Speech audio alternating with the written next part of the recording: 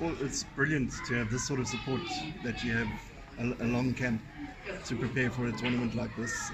Just give us the details of the camp from starts today and then friendlies, just to exactly how long is this camp? Yeah, the camp comprises of 2 phases. So the first phase is the local camp that will be based in South Africa. We'll spend 5 days in Nelspruit and play 2 friendly games there. And then the final phase will be completed in West Africa, possibly in Senegal, so that we can get 1 friendly against the under-20 Senegalese team. So basically that is just the structure of our preparation. And it's our day 2, it's our second training session today. 27 players reported, and 2 are just finalizing their passport documents, just 5 minutes away here at Home Affairs. And we are expecting another 2 players tomorrow who will join us in Bombela. Spusiso Mabiliso is playing his final game tonight against Chiefs. And Leshavela from Leicester also, he had to honor his final under-23 game as well. So these are just some of the late comings, and then the other players, we're still waiting for clubs to respond. But locally, I think all the clubs have responded positively. Overseas is still a challenge. If you look at the number of players we've called and the response, now you can see there's a lot of question marks.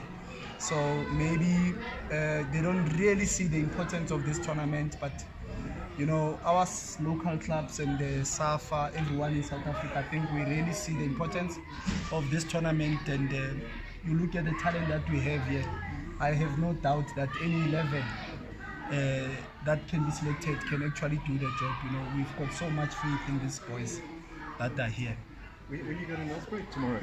We're driving to Nelspruit this afternoon late, just after our session.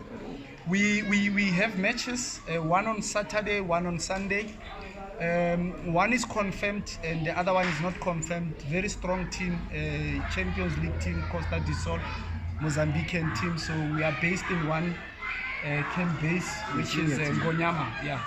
Yes, so we are playing their senior team. Strong opposition to test our boys, because we all know where we are going. We are going to play opposition with physical superiorities, height, you know, running power factor, and we want our boys to be able to deal with such with our own skill, you know, with our own style of play, especially our possession game, our creativity. So these are the tests that we want to give our boys and see the outcome. Coach, you find yourself in a similar position than you were before, having qualified actually for the World Cup. But how would you say that you go into this one? I think, honestly, if you look at the past 18 months, the team has been on an excellent run. We've never lost a single game, you know, whether it's qualifiers, whether it's COSAFA matches. So I think we've been recruiting very good players, and we've been, you know, trying to tick all the boxes in terms of preparing them, you know, tactically, mentally, and physically. And, you know, our ambition, you know, my ambition as a coach, is just to allow these boys to enjoy themselves, because again, it's a continental platform for them to shine and grow as international footballers, and they have to enjoy the process. And within that enjoyment, they have to understand the importance of winning games, which they've done. I mean, our last loss was against Italy at the World Cup. Then we've never lost a single match since then. So it shows that we always trying to correct our weaknesses and try to improve our strengths, you know. We're trying to be better, we're trying to give these players a chance to shine. Most of them are nobodies, nobody knows them, because, you know, a lot of our football people in South Africa don't really support Amajita, they don't really come and watch the team. But I can assure you that we've got excellent, promising individuals. We just need to gel into a single unit. We have to be a team, because it is the team that will succeed in Niger, not individuals.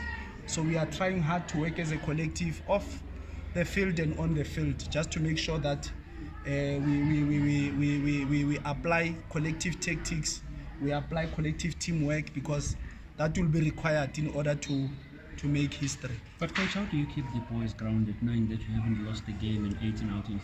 I think we do a lot of monitoring, you know, thanks to their amateur coaches, some coaches in the academies, and their pro coaches. We monitor them, we monitor their training behaviors. because one of our recruiting criteria here, Amajita, it's character. Then we always try to scout character. Then it's easy to coach skills. Because when you scout character, then you don't have problems. You have good players, but also that they are good human beings. So then it's very easy to work with a skill factor. But if the human part is a problem, then it's always a problem to try and get our tactics in them. So it's a group of players that are very coachable, and they are always willing to work hard. And we can only say thank you to their everyday coaches, because they put a lot of effort, behind the scenes, and then we just give them a platform to shine on an international stage. Thabo, you mentioned the difficulty getting the European-based players here, but just looking at the number of European-based players in the squad, and I know there's been a concerted effort on a SAFA level to try and place youngsters in Portugal and that kind of thing. And I know there's a lot of the local-based players who are actually as talented as the overseas players, but that experience, you used to look at an under-20 team, there would be maybe 2 or 3 players based overseas. Now there's 6 or 7 or 8. It's actually a lot. That experience they gain overseas can really benefit. Well, absolutely. I think the past 3 years has been a good transition phase for South African football. Honestly, clubs have exported a lot of players. So there's been a lot of young players that are going abroad, and that augurs well for our football. So the under-20, under-23 will always be, in a good space, because overseas football offers other opportunities, where players get to play UEFA Champions League at youth level. Players have to play friendly games in other countries, because Europe is such a centralized area where you just take an hour to move to another country. So it's always good. It fast tracks their emotional, mental toughness. So it's always good, because when we had players traveling abroad, 15 years ago, the likes of Benny, Darren Bagley, Quentin Fortune, and you could see that they were well developed, when they came to serve Bafana Bafana. So I'm so happy whenever we have players going abroad, because it gives them a chance to even develop and get better, especially if they leave at an early age. Coach, you spoke about Bafana Bafana and knowing what is happening right now with the passing on of Ilma Singer. You worked closely with him, and when he played, you and I were just young boys going into the stadium watching Bafana Bafana play. Your memories of him, and what do you make of his passing? Yeah, and obviously it's a sad loss for South African football, to lose a legend of that caliber, and may his soul rest in peace, and my deepest condolences to the family of Masinga. And we've lost a member of our SAFA technical committee, somebody who was always supporting, the vision of the young coaches. And we've lost, somebody who has made a lot of history and wrote a lot of story for South African football, scoring goals to qualify us for the first World Cup, performing well in helping us to make history to become Afcon champions in '96. But for me, has always been my hero, that I work closely with him. But I think, the likes of Helman Kelele know him better, because they played with him, they trained with him. I think those are always the good people to share stories about him. But may his soul rest in peace, and once again, our sincere condolences to the family and everyone who's affected. Actually, we requested time for him to come through and speak to us. Of course. Through you, of course. Thank you so much, Coach. Thank you.